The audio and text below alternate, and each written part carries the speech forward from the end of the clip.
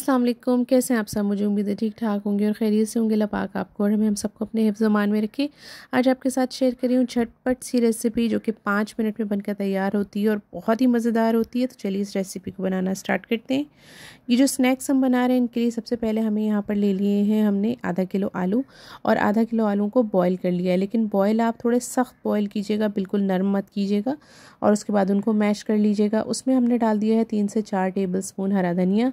एक बड़े साइज़ का लेमन था मेरे पास तो मैं वो ले रही हूँ। अगर आपके पास छोटे साइज़ का हो तो आप पूरा ले लीजिएगा। बड़े साइज़ का मैं हाफ़ ले रही हूँ। बस लेमन जूस हमने इसमें डाल दिया है। इसके बाद हम डाल देंगे इसमें टीस्पून या हस्बे ज़ायक़ा नमक। कुटी हुई मिर्च जाएगी इसमें 1 टीस्पून या आपके अपने टेस्ट के मुताबिक जैसा भी आप पसंद करते हैं। मिर्च और नमक आप अपने हिसाब से कम या ज़्यादा कर सकते हैं। 1 टीस्पून जाएगा इसमें सफ़ेद ज़ीरा, साबित डाला है मैंने। 1 टीस्पून इसमें शामिल किया है चाट का मसाला, जो भी आपके घर में अवेलेबल हो आप शामिल कर सकते हैं।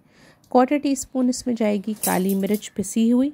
ये तमाम चीज़ें डालकर अच्छे से इसको हाथों की मदद से मिक्स कर लीजिए, बहुत अच्छे से। जितनी अच्छी तरह से ये मिक्स होगा उतने ही अच्छे आपके कटलेट्स या आपके स्नैक्स जो हैं वो बनकर रेडी होंगे। ये आप शाम की चाय के साथ बनाएं, बच्चों के लंच बॉक्स के लिए बनाएं, एक लंच में या डिनर में भी एक सेपरेट आइटम के तौर पे आप रख सकते हैं। बहुत ही लजीज, मज़ेदार और झटपट बन जाते हैं। ये देखें, अब इसको हम इस तरह से करके जो भी आपको दिल चाहे आप वो शेप दे सकते हैं। मैं यहाँ पे इस तरह टिकिया की शेप दे रही हूँ। आप चाहें तो इसकी ओवल या चौकोर जो भी शेप आप इस तरह से कर लें।